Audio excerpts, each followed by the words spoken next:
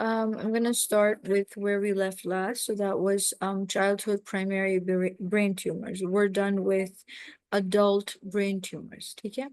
तो अब हम पहले the way I'm going to do it is पहले मैं एक दफा पढ़ लूंगी कि क्या क्या है, उसके बाद I will test you.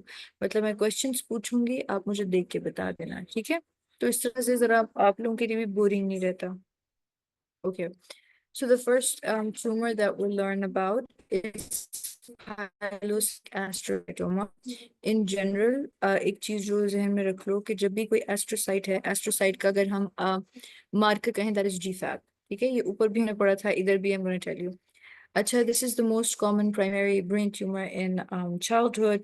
ये usually well circumscribed होता है, mostly posterior fossa में होता है, जैसे कि cerebellum के अंदर.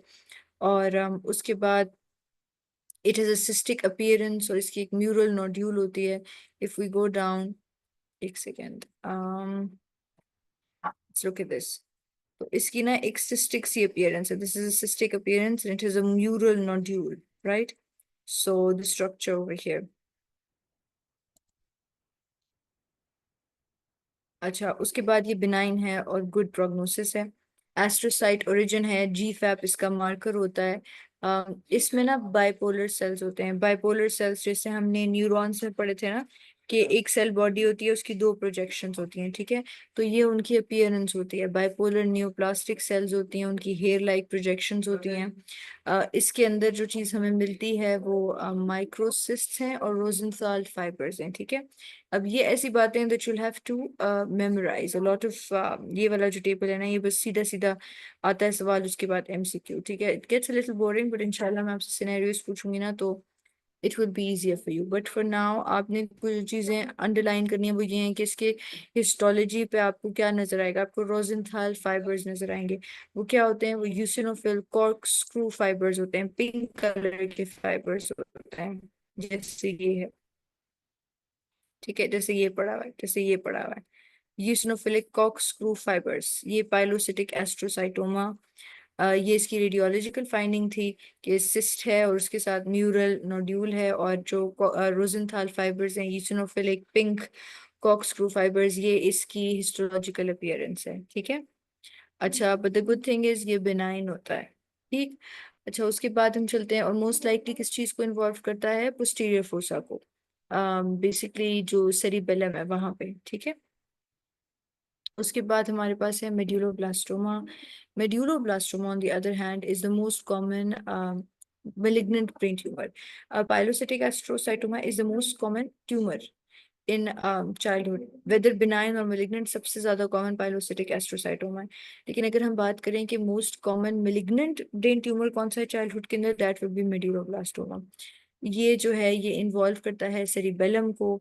और फिर क्या करता है, क्योंकि सेरिबेलम के पास उससे उसके थ्रू गुजर रहा होता है, मतलब फोर्थ वेंट्रिकल, तो commonly not exactly through, but you know what I mean, like it is around the fourth ventricle. तो फिर क्या होता है कि because it involves the cerebellum, it can compress the fourth ventricle, जिसकी वजह से नॉन कम्युनिकेटिंग हाइड्रोसेफेलस होता है, और उसके फीचर्स हैं हेडेक्स और पैप्लेडीमा, ठीक है? अब ये जो है सेरिबेलम का कौन सा पार्ट इन्वॉल्व कर सकता है? अगर ये सेरिबेलर वर्मिस को इन्वॉल्व करेगा ना, तो पेशेंट आएगा ट्रंकल एटेक्सिया के साथ, ठीक है, गेट एटेक्सिया के साथ. और इसके अंदर ड्रॉप मेटास्टेसिस भी हो सकते हैं टू स्पाइनल कॉर्ड, ठीक है? और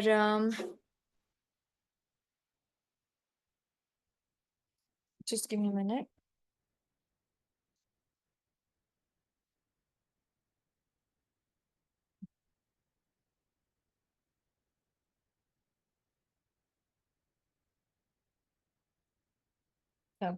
इन जनरल बस I just have to tell you what drop metastasis means. Drop metastasis का मतलब होता है spread of tumour cells from the primary site in the brain to other parts of the central nervous system via the cerebrospinal fluid. The tumor cells drop down the spinal cord, forming secondary tumors along the spinal column. ठीक है? और ये जो drop metastasis हैं, ये commonly seen होते हैं मेड्यूलोब्लास्टोमास में और एपेंडाइमोमास में, ठीक है? तो लेट्स कंटिन्यू. अब So we've seen कि अगर मेड्यूलोब्लास्टोमा का पेशेंट, पहले तो I'll just finish it off.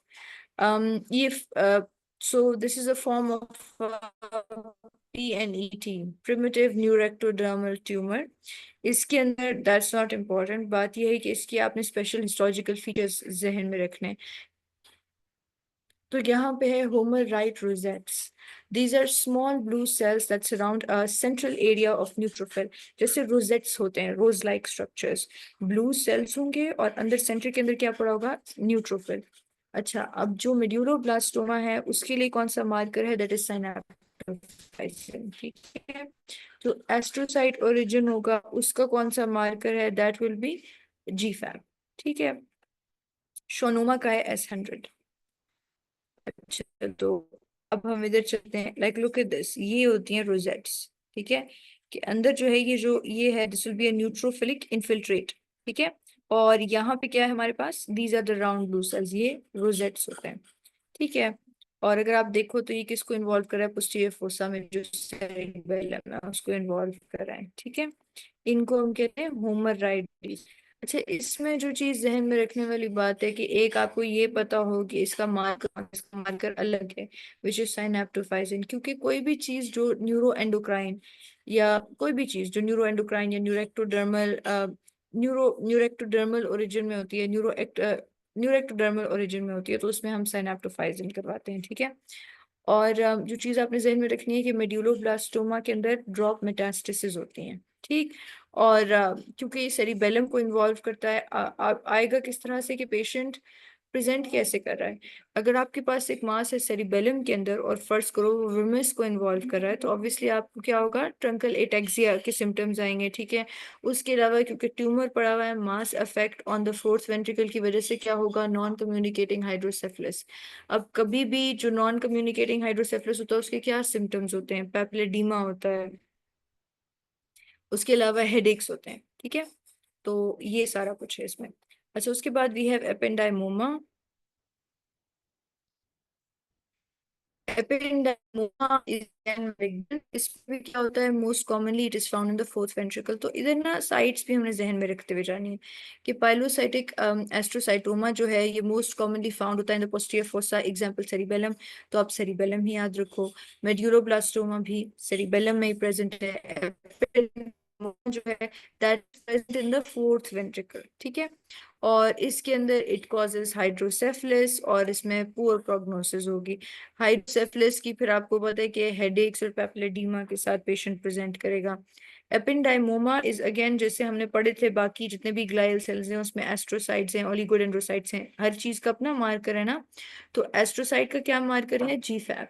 ठीक है, जो एपेंडाइमल सेल्स हैं जो लाइन करते हैं वेंट्रिकल्स को, उनका क्या मार्कर होता है, इट इज इनका अपना मार्कर तो खैर नहीं मेंशन किया हुआ है इन्होंने, बट ये है कि आपको ये पता हो एपेंडाइमल सेल ओरिजिन, इसका जो ओरिजिन है दैट इज एपेंडाइमल सेल। ठीक है, और इसके अंदर हमारे पास पेरीवैस्कुलर रोजेट्स आते हैं।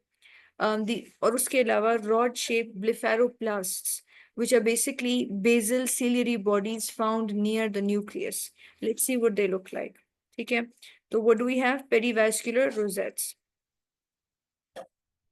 ओके, तो ये जो रेड रेड है ना, what is this, this is your blood vessel. ठीक है, और इसके अराउंड अगर आप नोटिस करो तो देर विल बी इसके अराउंड अगर आप नोटिस करो तो there is rosette formation, cells जो है उसको सराउंड करें।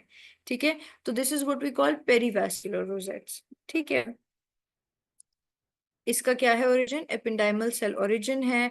और उसके अलावा आपको ये वैसे उन्होंने डायग्राम नहीं दी हुई, तो हम इसको वी विल नॉट, मतलब आपको बस ये पता हो कि हिस्टोलॉजी पे आपको पेरीवैस्कुलर रोजेट्स मिलेंगे।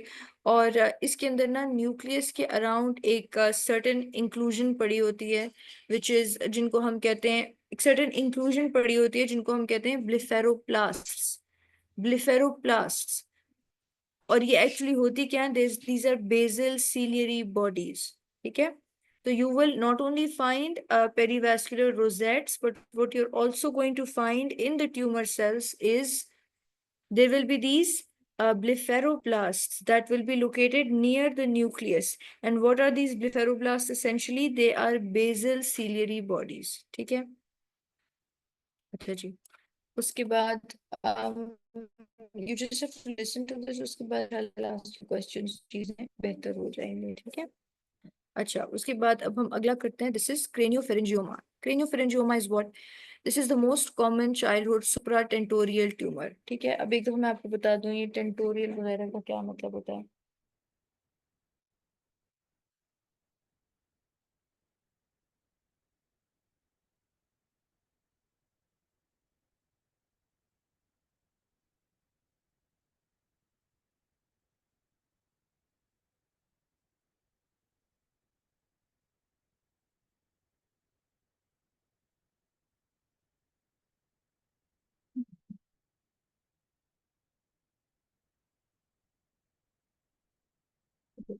इन जनरल जो सुप्रा टेंटोरियल होता है ना, वो बेसिकली जो टेंटोर supra tentorial and infra tentorial जो होते हैं, ये एनाटॉमिकल लोकेशंस होती हैं within the brain in relation to the tentorium cerebelli. ठीक है, तो जो टेंटोरियम सेरिबेली है वो एक मेम्ब्रेन है जो कि सेपरेट करती है अपर और lower parts of the brain, ठीक है। तो इससे ऊपर क्या होगा? सुप्राटेंटोरियल, इस मेम्ब्रेन से ऊपर। इस मेम्ब्रेन से नीचे क्या होगा? इंफ्राटेंटोरियल, ठीक है। अब सुप्राटेंटोरियल के अंदर हमारे पास किस तरह के स्ट्रक्चर्स आते हैं? जैसे सेरिब्रल हेमिस्फीयर्स हो गए, थैलेमस हो गया, हाइपोथैलेमस हो गया, ठीक है। और ट्यूमर्स जो कि इस सुप्राटेंटोरियल लोकेशन से अराइज करते हैं, उसमें हमारे पास ग्लायोमास हैं, ठीक है। जैसे अब ऊपर हमने पढ़ा है ग्लायोब्लास्टोमा मल्टीफॉर्म, ये अडल्ट्स में होता है, ठीक है। क्रेनियोफेरेंजियोमास हैं और एपिंडाइमोमास हैं। इंफ्राटेंटोरियल वो होते हैं स्ट्रक्चर्स जो कि लोकेटेड होते हैं बिलो द टेंटोरियम सेरिबेली। और इसके अंदर कौन से structures? Cerebellum, brain stem, fourth ventricle. तो आपने खुद ही लिख लेना है, आपको खुद ही पता हो कि इंफ्राटेंटोरियल स्ट्रक्चर्स कौन से, ताकि फिर आपको ना, you don't have to mug this up, ठीक है। तो सेरिबेलम हो गया, ब्रेन स्टेम हो गया, फोर्थ वेंट्रिकल, ये इंफ्राटेंटोरियल स्ट्रक्चर्स हैं। सेरिब्रल हेमिस्फीयर्स, थैलेमस हो गया और हाइपोथैलेमस हो गया, ये सुप्राटेंटोरियल स्ट्रक्चर्स हैं। अब जो ब्रेन ट्यूमर्स जो कि अराइज करते हैं ना, इन जो कि इंफ्राटेंटोरियल होते हैं, उसमें ऑब्वियसली मेड्यूलोब्लास्टोमा है क्योंकि इट इन्वॉल्व्स द सेरिबेलम। पाइलोसिटिक एस्ट्रोसाइटोमा है, अगेन सेरिबेलम। ब्रेन स्टेम के जो ग्लायोमास होते हैं, ठीक है। ठीक हो गया। So that is what is meant by supratentorial. अब supratentorial मतलब it is involving some structure that is above the मतलब कि जैसे cerebral hemisphere हो गया, थैलेमस, हाइपोथैलेमस, इस टाइप का कोई यहाँ पे लीजन। अच्छा, अब ये जो है ना, ये most common childhood supratentorial tumour है। इसमें ना कैल्सिफिकेशंस बहुत कॉमन होती हैं, ये इसका कैरेक्टरिस्टिक फीचर है। और इसको हम कंफ्यूज कर सकते हैं पिट्यूटरी एडिनोमा के साथ, तो ये इसकी एक डीडी होती है, ठीक है। क्योंकि दोनों के दोनों किस चीज के साथ प्रेजेंट करते हैं? बाई टेम्पोरल हेमी एनोपिया के साथ। और इसका रिकरेंस रेट भी ज्यादा होता है। अब ना ये जो है ये डिराइव्ड होता है from the remnants of rot के स्पाउच एक्टोडर्म से, बस आपको इतना पता हो, एक्टोडर्मल ओरिजिन है। और इसके अंदर कोलेस्ट्रॉल क्रिस्टल्स जो होते हैं वो फाउंड होते हैं विद इन द ट्यूमर, और वो इस तरह से अपीयर करते हैं। बेसिकली कोलेस्ट्रॉल क्रिस्टल्स जो होते हैं ना, वो फाउंड इन जो ट्यूमर होता है ना उसके अंदर फ्लूइड, तो उसके अंदर मतलब it looks like motor oil like fluid होता है जिसके अंदर कोलेस्ट्रॉल क्रिस्टल्स डिस्पर्स करते हैं, ठीक है। We will look at the with,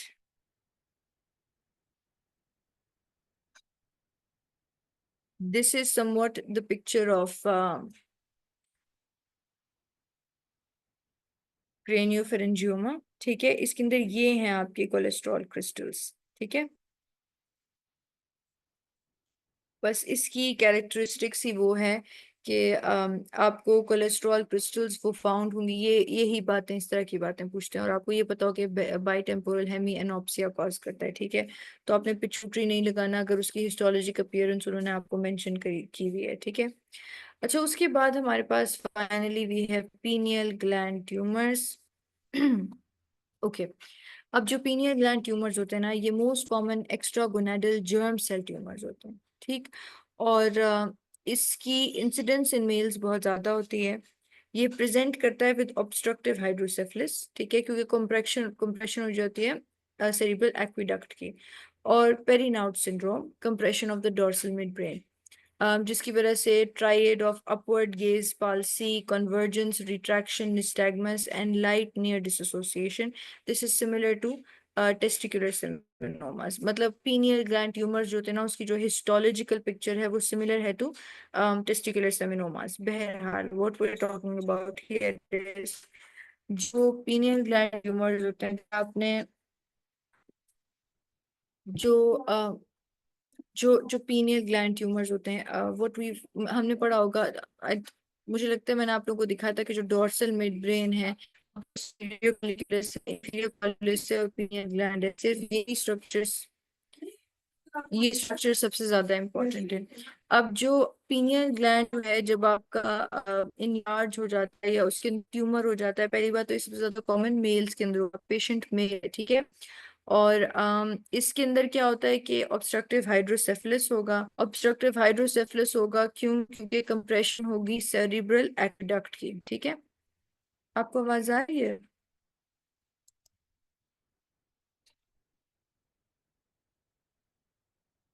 आवाज आ रही है आपको? जी आ रही है, ठीक है, थैंक यू सो मच।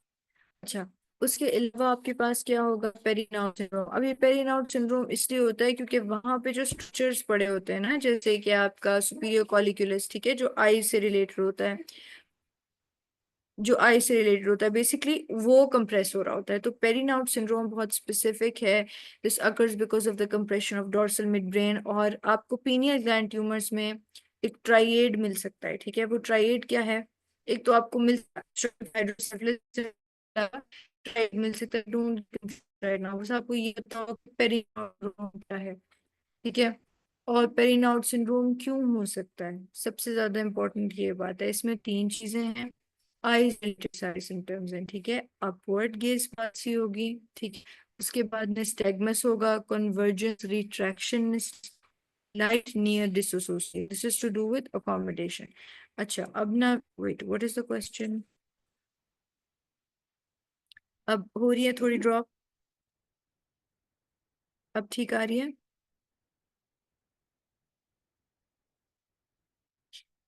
ठीक है, ओके, मैं रिपीट कर देती हूँ ना।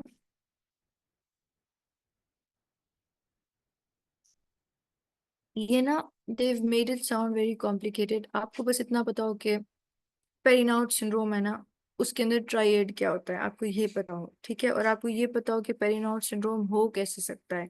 हो सकता है अगर पीनियल ग्लैंड ट्यूमर हो। पीनियल ग्लैंड ट्यूमर जो है वो क्या करेगा? वो आपके डोर्सल मिड ब्रेन को कंप्रेस करेगा, जिसकी वजह से पेरिनाउट सिंड्रोम होगा। इसमें सारे सिम्टम्स जो होते हैं कि वहां पे सुपीरियर कॉलिक्युलस पड़ा होता है ना, that is related to the eyes, ठीक है। तो जो सुपीरियर मतलब इसके अंदर सारे सिम्टम आईज रिलेटेड होंगे। वो क्या होंगे? अपवर्ड गेज पाल्सी है, कन्वर्जेंस, रिट्रैक्शन, निस्टैग्मस है, और उसके बाद it is light near dissociation, ठीक है। अच्छा जी, अब मैं आपसे क्वेश्चंस पूछूंगी, आपने देख देख के मुझे बताना है। बेशक आपको अभी ऑब्वियस इतना ज्यादा है कि जहन में नहीं रहेगा, लेकिन ये है कि I will ask you question, तो इंशाल्लाह आपका इस तरह से कवर हो जाएगा।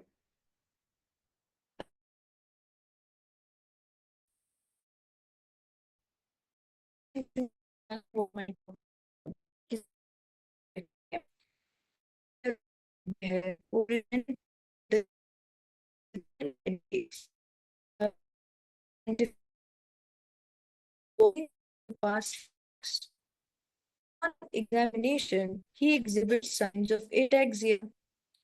Imaging study revealed mass in the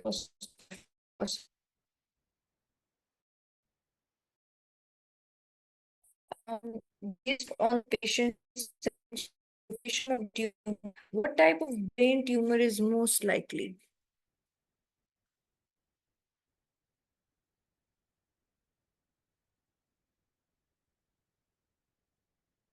हाँ, अभी आ रही है आपको आवाज?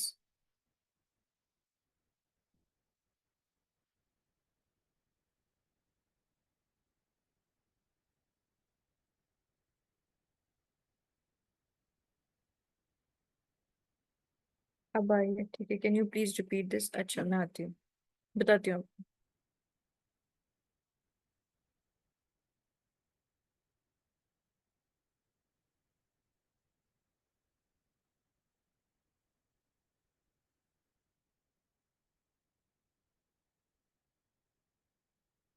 uh, just give me a minute. Okay. अच्छा जी, पहला क्वेश्चन है कि a 7-year-old boy presents with complaints of frequent headaches, nausea, and difficulty walking over the past few weeks. He exhibits signs of ataxia. Imaging studies reveal a mass in the posterior fossa. What do you think is the most likely diagnosis?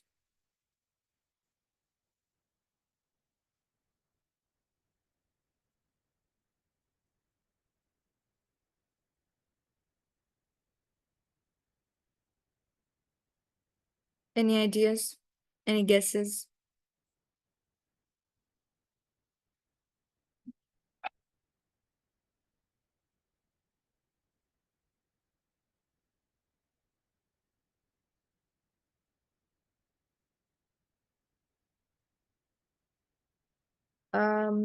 आप कोशिश तो करो, look at all the answers. पाइलोसिटिक एस्ट्रोसाइटोमा, अच्छा ठीक है, okay. um, ये अपने पाइलोसिटिक एस्ट्रोसाइटोमा क्यों बताया है?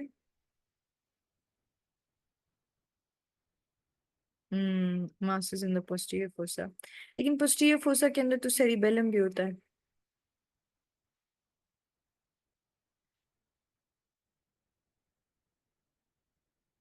मतलब और सेरिबेलम तो मेड्यूलोब्लास्टोमा को भी इन्वॉल्व करता है।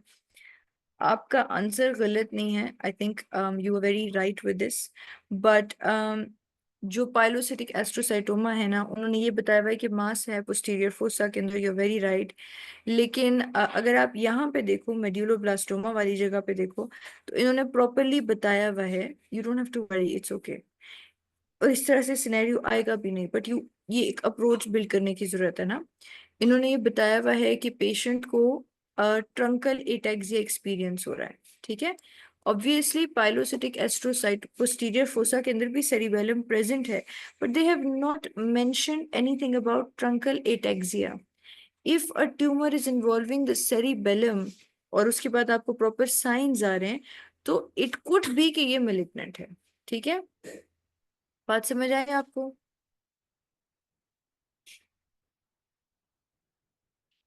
जी जी ठीक है, बिल्कुल बिल्कुल, वेरी गुड। अच्छा, अब मैं अगला क्वेश्चन पूछती हूँ आपसे, ठीक है। हम्म,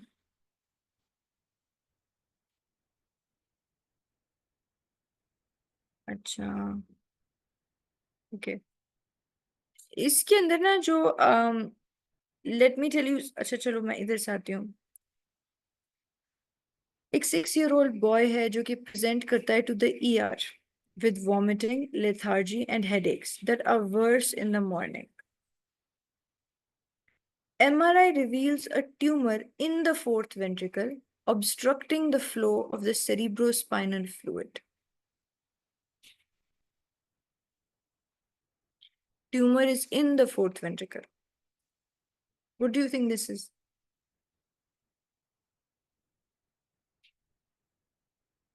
I'll let you take your time.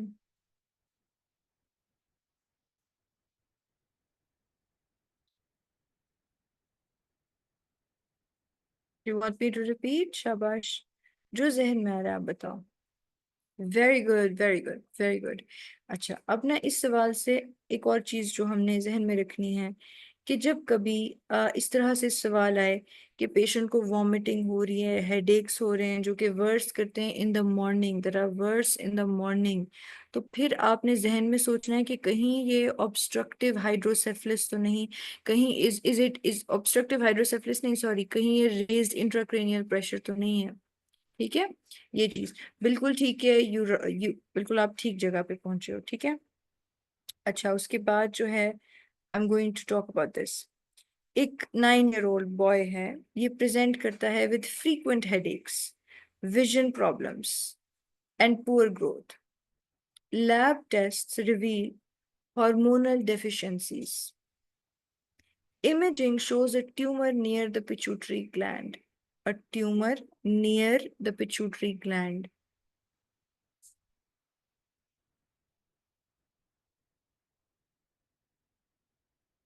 क्या है सिनेरियो? अ 9 year old बॉय वो आता है, उसको फ्रीक्वेंट हेडेक्स होते हैं, विजन प्रॉब्लम्स भी होते हैं और पुअर ग्रोथ भी है उसकी। Lab results reveal hormonal deficiencies. और इमेजिंग पे हमें क्या पता चल रहा है? ट्यूमर है नियर द पिट्यूटरी ग्लैंड। आप जो भी आपके जहन में आए, पिट्यूटरी एडिनोमा आता है, ऑब्वियसली मुझे लगता है कि ओके व्हाटएवर आपके जहन में आता है आप बताओ, फिर वी विल डिस्कस इट कि इसका क्या आंसर था।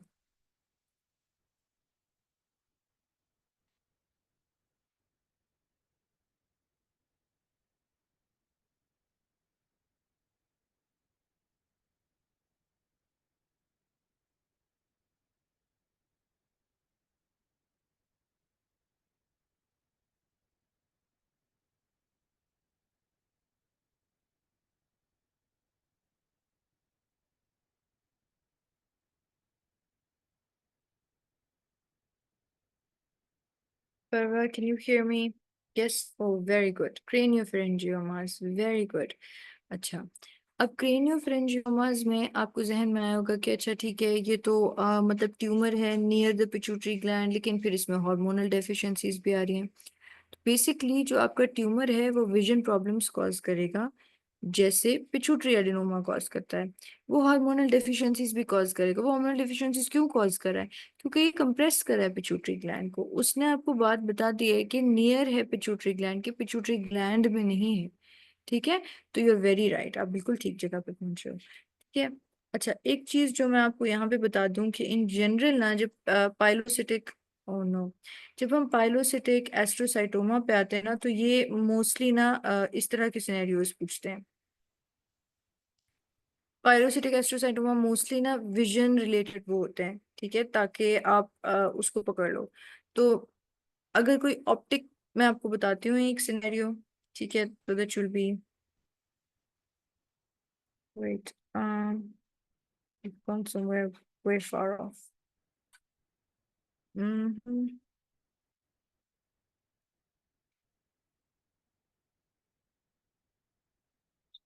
A minute.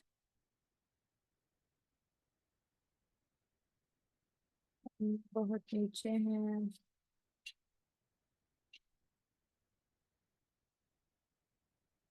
हम यहाँ हैं, ठीक है, यहाँ पे। ठीक हो गया, वेरी गुड। अच्छा जी।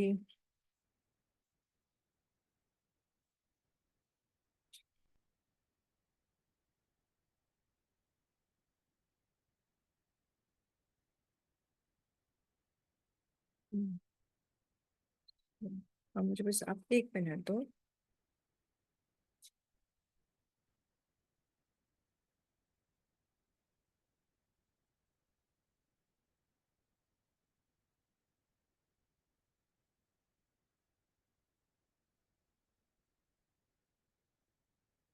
हम्म,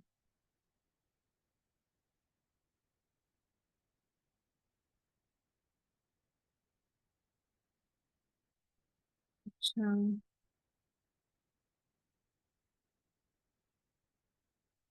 अच्छा बेटा, अब मैं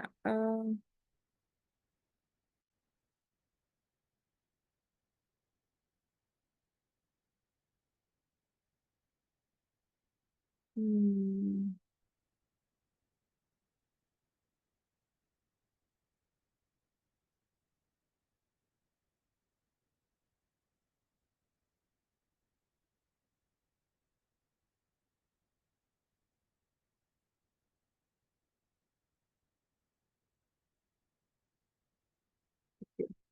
अच्छा जी, अब जो है वो सिनेरियो है कि a 12-year-old बॉय जो है he is brought to the clinic by his parents due to worsening headaches, nausea, and blurred vision. His parents mentioned that over the past few months, he has also developed difficulty looking upward, and he has been unusually sleepy during the day. An MRI, unusually sleepy during the day. This is important information, okay? An MRI reveals a mass in the pineal region. अब आपको क्या लगता है क्या है?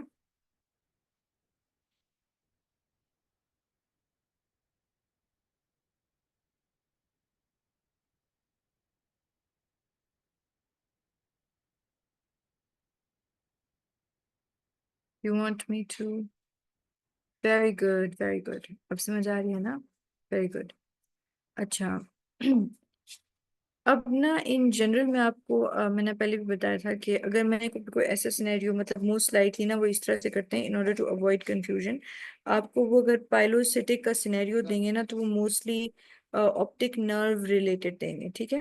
क्योंकि जो pilocytic एस्ट्रोसाइटोमा होता है ना वो दो ऑफन बिनाइन, ये बहुत ज्यादा, ये कॉमनली अकर करता है इन द ऑप्टिक पाथवे, ठीक है? तो it compresses the optic nerve and vision impairment होती है वन या बोथ आइज में, ठीक है? तो अब इस तरह का सिनेरियो ये होता है कि a 10-year-old girl has been experiencing progressive vision loss in one eye and frequent headaches. MRI shows a tumor in the optic pathway. तो तब आपने पाइलोसिटिक एस्ट्रोसाइटोमा लगाना है, ठीक है? चलो ये हो गया। Are you satisfied with this or do you want something for me to, do you want me to expand on something?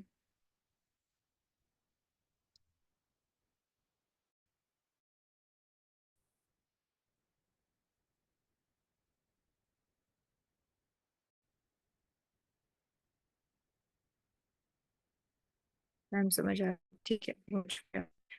अच्छा, इसके अंदर अब हमारे पास भी है हर्निएशन सिंड्रोम्स, हमारे पास मोटर वीकनेस वाले सिम्टम्स हैं, ठीक है? अच्छा, उसके बाद अब जो है लुक एट हर्निएशन सिंड्रोम्स। अब इन्होंने कहा है कि अगर सिंगुलेट या सब फैलसाइन, which is basically, let's look at this is the falx cerebri, right? And this right here is the lateral ventricle. Get that? And this is apparently, according to them, ये supratentorial है, क्योंकि ये है tentorium cerebelli that I was talking about, ठीक है? तो tentorium cerebelli पर कोई भी चीज होती है that is the supratentorial mass, ठीक है? और ये जो है ना, ये एक प्रोसेस होता है, टेम्पोरल जो लोब होता है ना उसका एक प्रोसेस होता है मीडियली पढ़ा, अंकस, ठीक है? और what is this? This is the Kernohan notch. So there's a notch over here which is known as the Kernohan notch. और यहाँ पे इट इज लाइक जो हमारा होता है ना, क्या कहते हैं, अंकस, ये इस कर्णोहैन नॉट्स को ऑब्लिटरेट कर रहा है या उसको कंप्रेस कर रहा है, जो भी, ठीक है? तो वैसे तो इतने मैंने क्वेश्चंस इस हवाले से नहीं देखे, but we can always be on the safe side, alright? And again a lot of it is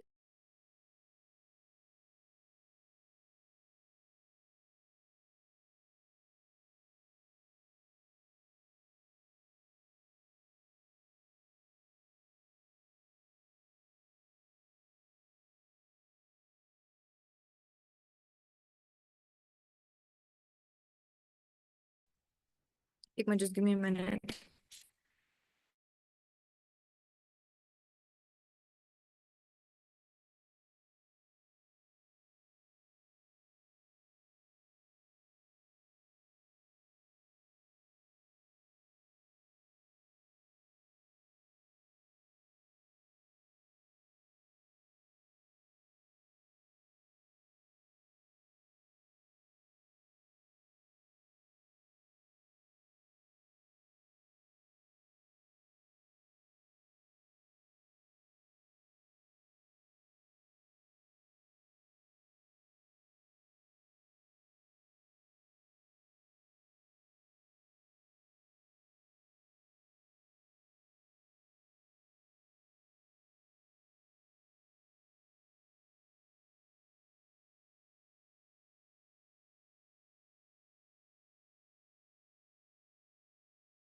okay, I am sorry बेटा।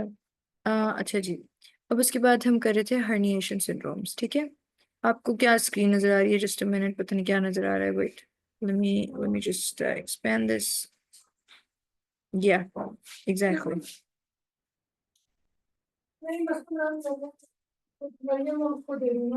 अच्छा जी, we're going to continue now.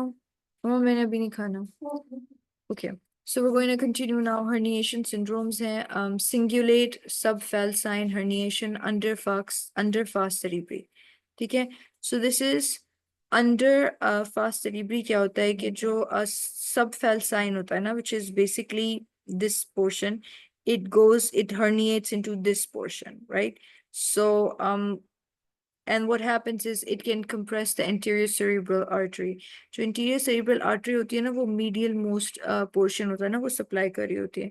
तो इन जनरल बेसिकली अब आपने जहन में बस ये रखना है कि ये फास्ट सेरिब्री है ना, ठीक है। तो इसके अंडर बेसिकली हमारे पास होता है सिंगुलेट, ठीक है।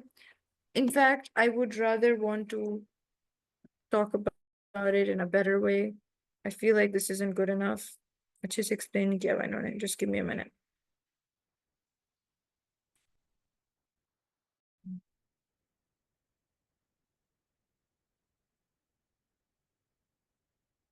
Okay.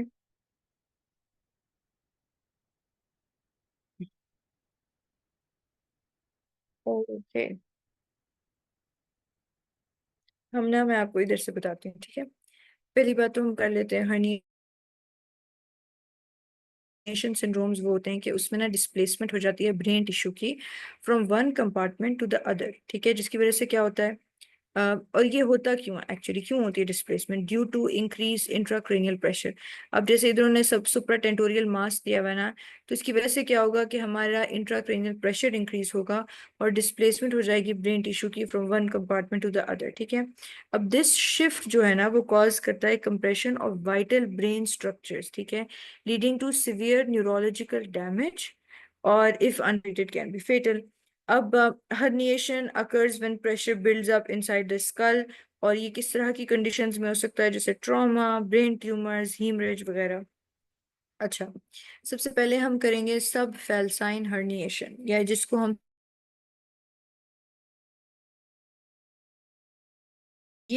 this occurs when brain tissue, usually the cingulate gyrus, is pushed under the fast cerebri from one hemisphere to the other, ठीक है।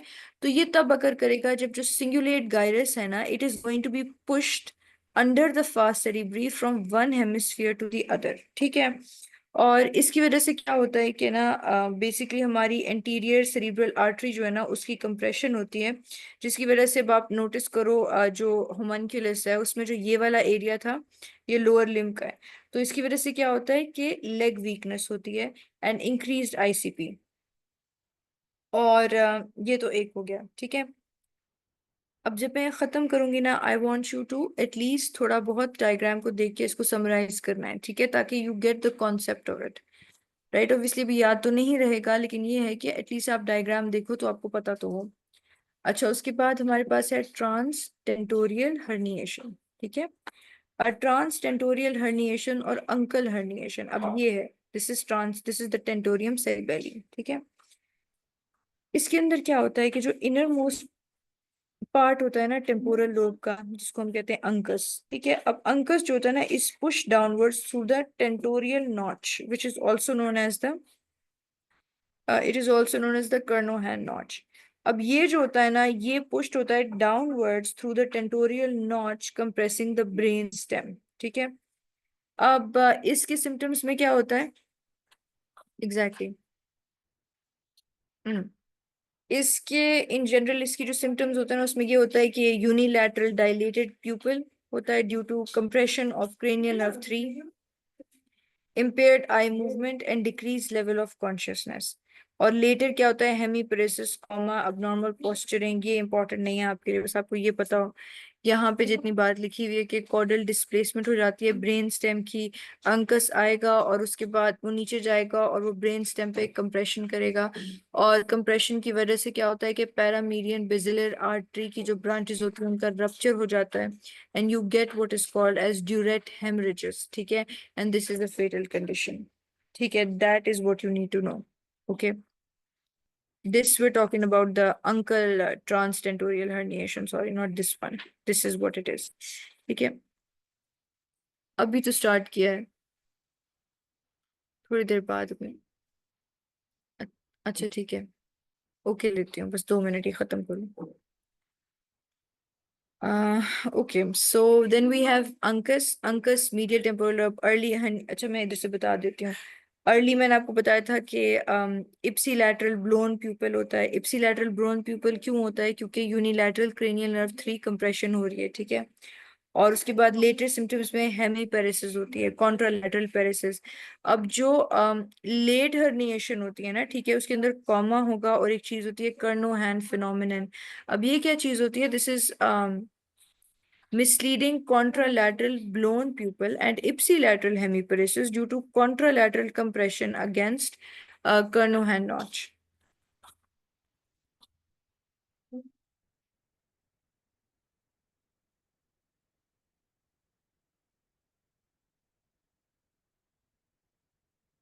Okay, just give me a minute.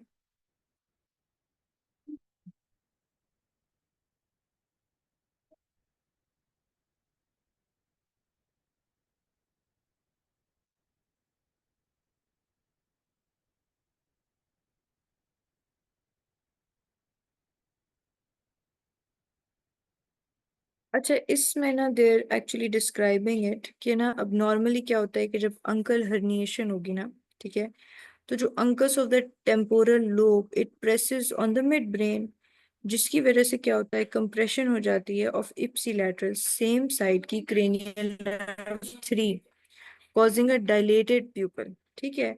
और उसके बाद क्योंकि मतलब इप्सिलैटरल क्रेनियल नर्व 3 हो गई, और उसके बाद जैसे भी ब्रेन होता है ना, तो वो कॉन्ट्रालैटरल मोटर वीकनेस कॉज करता ही करता है, यू नो दिस, ठीक है, कॉन्ट्रालैटरल मोटर वीकनेस। तो अब अगर आपका अंकल प्रोसेस जो है वो हर्निएट कर रहा है, तो वो क्या करेगा, इप्सिलैटरल नॉर्मली क्या करेगा, इप्सिलैटरल ब्लोन प्यूपल करेगा और कॉन्ट्रालैटरल हेमीपेरेसिस करेगा, ये नॉर्मल चीज होती है, ठीक है।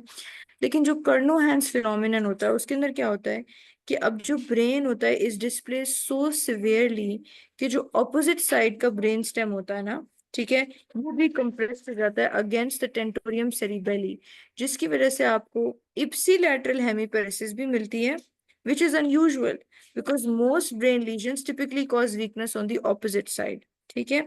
what happens is in Kernohan's phenomenon आपका जो ब्रेन है वो इतना सिवियरली डिस्प्लेस हो गया है कि इप्सिलैटरल ब्रेन स्टेम भी के इप्सिलैटरल ये जो ऑपोजिट साइड है ना ब्रेन स्टेम की, that gets compressed against the tentorium cerebelli. मतलब देखो, आपका एक साइड जो है ना वो अफेक्ट हो गया है, उस एक साइड की वजह से क्या होता है कि ऑपोजिट साइड पे आपको हेमीपेरेसिस मिल रही है, ठीक है ना। लेकिन अब क्या होता है कि इतनी ज्यादा सिवियर हो गई है कि इसी साइड का जो नीचे ब्रेन स्टेम पड़ा हुआ था ना, जो कि कंप्रेस नहीं था, वो इतना ज्यादा कंप्रेस हो जाता है कि आपको ipsilateral hemiparesis मिल जाती है on the same side as the primary lesion, which is unusual because most brain lesions typically cause weakness on the opposite side. अब इसका कॉज ये है, थोड़ा समझ आ रहा है आपको, ये रिपीट करूं, मैं पहले पढ़ लेती हूँ, फिर you'll understand.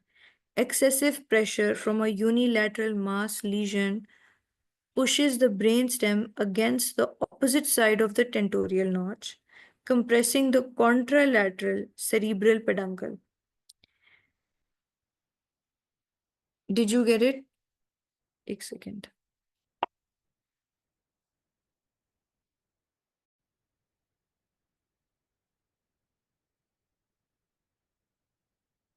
एक सेकेंड, मुझे ना आपकी बात पिन क्या खुल गया है।